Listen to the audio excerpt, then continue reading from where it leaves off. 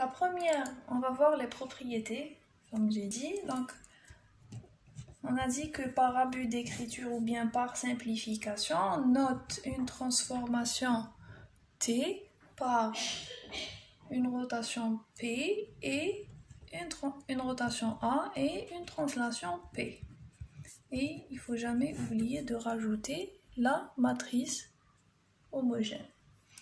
La partie homogène. Donc la matrice A va représenter la rotation alors que la matrice P, c'est une matrice colonne qui représente la translation de l'origine.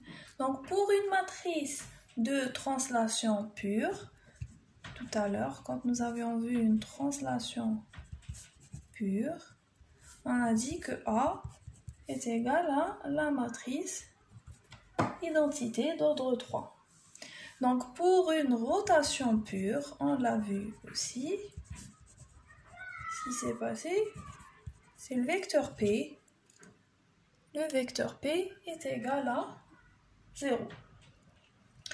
Donc les éléments de A, j'ai dit qu'ils représentent les cosinus directeurs selon les axes.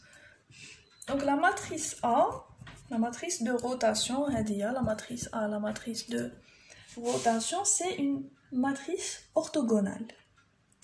C'est une matrice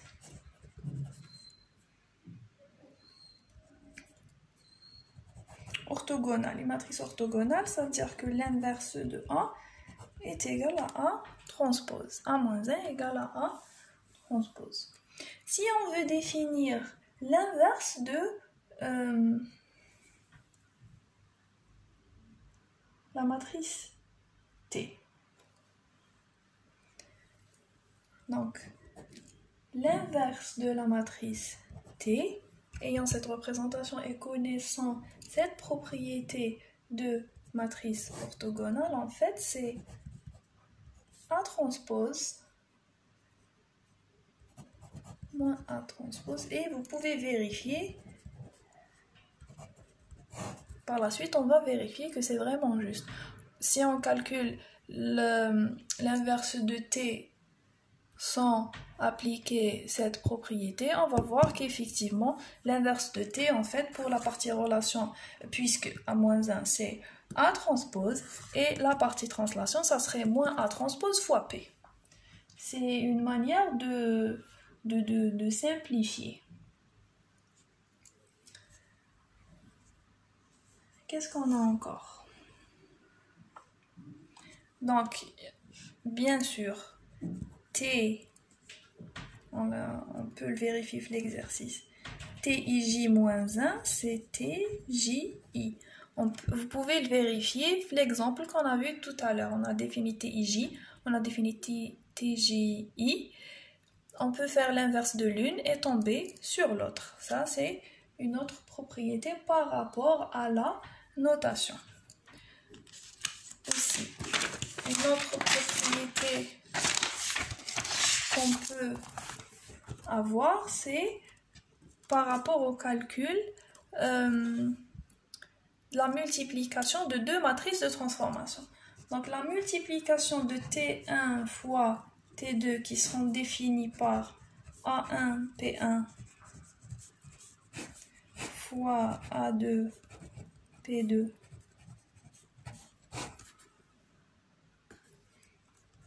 ça serait, pour la partie rotation, c'est A1 fois A2, et pour la partie translation, ça serait A1 fois P2 plus P1. Donc c'est des propriétés simplificatrices. Pourquoi? Durant les interros, ou bien durant les calculs pour vos exercices, c'est une manière plus simple de calculer. Si vous connaissez cette propriété, vous n'allez pas perdre beaucoup de temps. Donc aussi par rapport à la rotation, l'inverse de la... Si on a une rotation selon un seul axe, l'inverse de cette rotation selon l'axe U serait égal à la même rotation, moins θ, et ça serait égal aussi à rotation de l'autre direction de l'axe θ. Pour la translation aussi, si je veux calculer la matrice inverse de la translation, ben c'est moins UD ou bien U moins D. Et ensuite, on va appliquer dans la matrice elle-même. On va remplacer le θ par moins θ. Donc, si on revient vers T1 fois T2, le produit, bien sûr, de deux matrices de transformation n'est pas commutatif.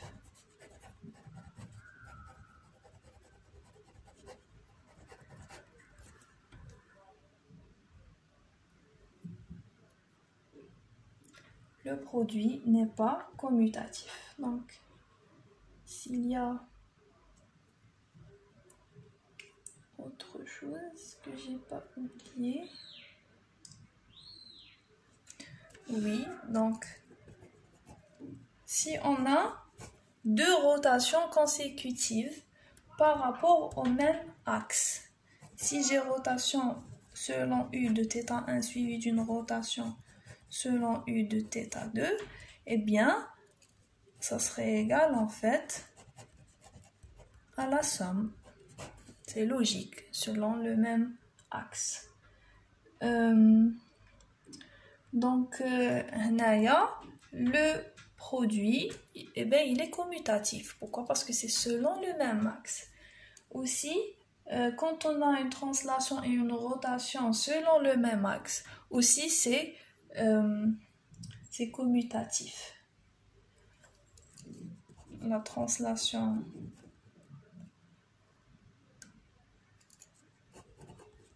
UD fois rotation Uθ, elle est égale à la rotation Uθ fois la translation UD.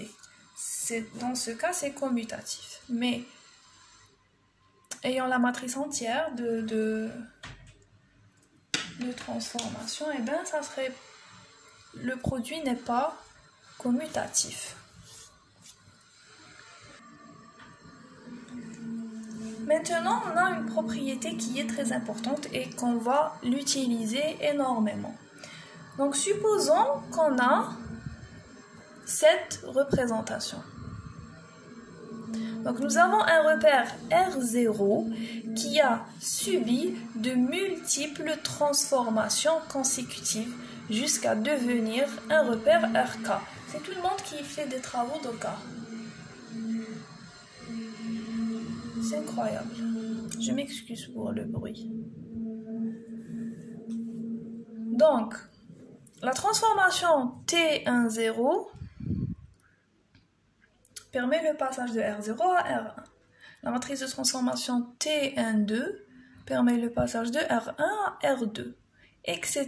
La transformation TK-1K, c'est la transformation entre TK, c'est la transformation entre RK-1, pardon, et RK. Donc, comment je vais définir donc cette transformation complète qui est T0K qui va amener le R0 sur le RK. Donc je reviens vers ma feuille. Je fais un 21. Toujours mon cartable, coucou. Voilà. Donc, je veux définir la matrice de transformation T0K. Donc, on a dit que si un repère R0 va subir K transformations consécutives et si chaque transformation est définie par rapport au repère courant, ça veut dire que la matrice T12, c'est une matrice qui définit R2 dans R1. La matrice T2, 3, c'est la matrice qui définit la matrice le repère R3 dans R2. Ça veut dire qu'à chaque fois, je suis en train d'avancer. J'ai une matrice de transformation qui est définie par rapport à ce repère courant vers le repère suivant. Et donc, dans ce cas, la matrice T0K, ça serait le produit de toutes ces matrices. Et on va faire un produit à droite. Donc, on va voir qu'il y a une différence entre multiplier à droite d'une matrice et multiplier à gauche d'une matrice par rapport à la désignation ou bien par rapport à ce que représente cette matrice, selon quel repère. Donc si nous avons des matrices consécutives qui sont les unes représentées qui sont toutes représentées à chaque itération par rapport au repère courant, nous allons faire des multiplications à droite. Donc nous allons avoir T01 fois T12 fois T23 jusqu'à arriver à Tk-1K. C'est ce qu'on appelle des multiplications à droite.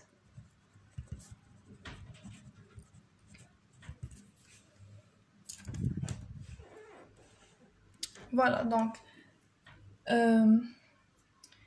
les représentations, la définition de T0K, en fait, c'est le produit de toutes les transformations intermédiaires du repère 0 vers le repère K. Maintenant,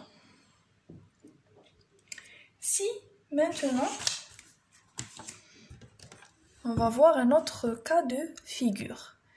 Si maintenant nous avons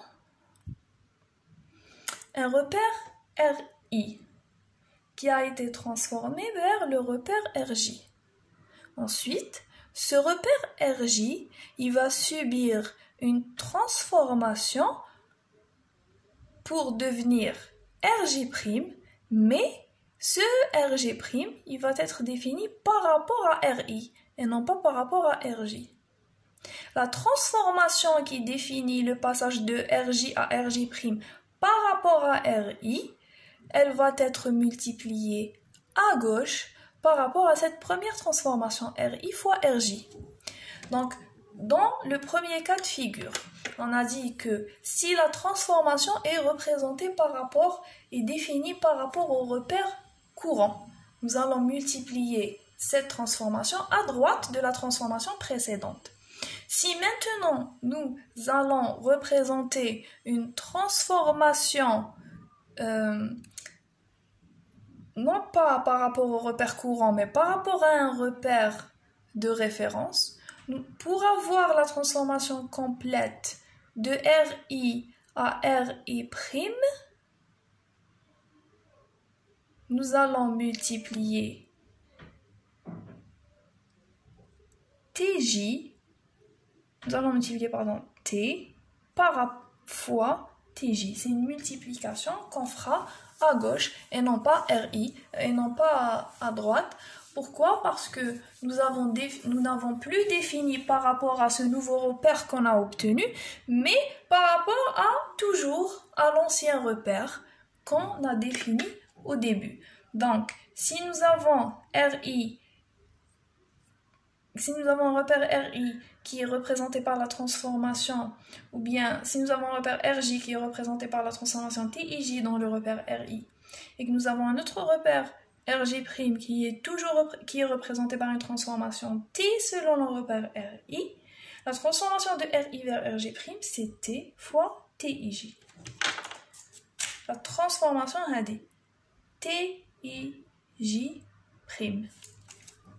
Donc on fera ce qu'on appelle une multiplication à gauche. Donc la multiplication à gauche signifie que la transformation est faite par rapport au repère de référence RI et non plus par rapport au repère courant. Donc j'espère que c'est passé. Donc c'est la différence qu'il y a entre une multiplication à gauche et une multiplication à droite. Donc ici, la transformation T IJ'. Donc en fait, nous avons le TIJ et la deuxième transformation qui a été faite par rapport au repère de référence, non.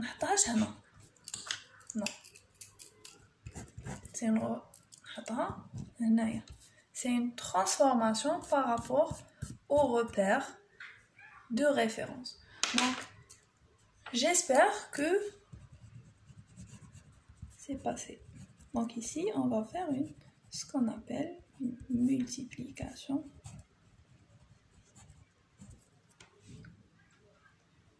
à gauche. Donc on va voir un exemple. Je vais mettre...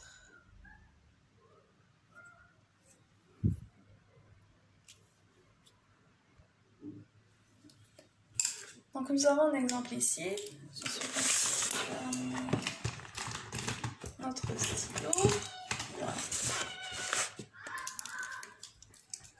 Donc, soit la transformation composée T02, qui est composée d'une rotation de 30 degrés par rapport à l'axe X et d'une translation d'une distance D par rapport à l'axe Y. Voilà. Donc, quand on fait la rotation, si je fais la rotation par rapport à l'axe X, suivie de la translation par rapport à l'axe Y, cela revient à la définition de la multiplication à droite. Donc, on va comprendre. Donc, j'ai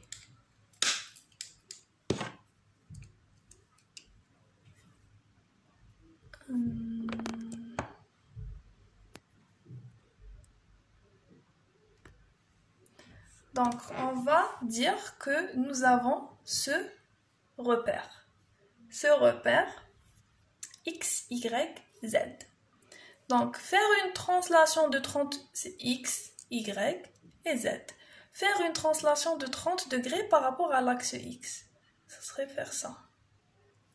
Et ensuite, faire une translation de D par rapport à l'axe Y. Par rapport à ce repère courant. C'est par rapport à ce repère que je vais faire une translation. Et donc, on va faire une rotation suivie d'une translation. Bien, c'est vers le haut. Oui, l'inverse. Donc, on va faire une rotation de 30 degrés et ayant ce nouveau repère, on va faire une translation de D. Donc ici, pourquoi j'ai dit que c'est une multiplication à droite? Pourquoi? Parce que la translation, je l'ai faite par rapport à ce repère courant. Si maintenant, on commence par, le cas de la transformation à gauche, je vais comprendre quand est-ce que je vais faire à gauche. Donc ici, on va faire rotation fois translation. Translation va venir à droite de à gauche. Pourquoi? Parce que j'ai fait une rotation par rapport à X de 30 degrés et une translation par rapport à Y, au nouveau Y, par rapport au repère courant. Maintenant, si on commence par la translation par rapport à Y, je fais une translation par rapport à Y. Et qu'ensuite, je vais faire une rotation de 30 degrés, non pas par rapport à ce X, mais par rapport à X les fait. Je vais monter. Je vais pas m'aidorch هكذا. Par rapport au repère القديم كانوا هنايا كيدور هذا يطلع. Et donc j'ai fait mes deux transformations par rapport au repère de référence. Et donc, quand je commence par la translation, je vais écrire translation YD. Et puisque ma rotation, je ne l'ai pas faite par rapport à ce nouveau repère, mais plutôt au repère R0, je vais multiplier à gauche. C'est dans ce cas qu'on va multiplier à gauche. Si on a toutes les transformations qui sont faites par rapport au repère de référence, à chaque fois que je fais une transformation, je vais la rajouter à gauche. Si maintenant nous faisons des transformations par rapport au repère courant, donc chaque transformation est faite par rapport au repère courant, les nouvelles matrices qu'on va obtenir, on va toujours les rajouter à droite. Et c'est la différence entre les multiplications à gauche et à droite. Et donc ici, si on commence par la translation, et qu'ensuite on fasse la rotation, mais toujours par rapport à R0, ben le repère va monter et je vais avoir le même résultat. Donc c'est très important. Parce que sinon, si on avait fait la rotation par rapport au X courant, on n'aurait pas retrouvé le même résultat. D'accord? Donc ça, c'est par rapport aux propriétés. C'est les propriétés par rapport aux multiplications. Ayant certaines matrices, comment je vais les multiplier, à gauche ou à droite, selon que ces matrices soient définies par rapport à un repère courant ou bien à un repère de référence. Je vais savoir où les mettre. Aussi, nous avons vu les différentes propriétés sur la multiplication des matrices, sur l'inverse de la matrice de transformation. On a aussi vu quel est l'inverse de la matrice de rotation, puisque c'est une matrice orthogonale, donc l'inverse c'est le transposé. Et ce qui nous reste, ou bien ce qu'on va faire, je sais pas si je vais de la vidéo.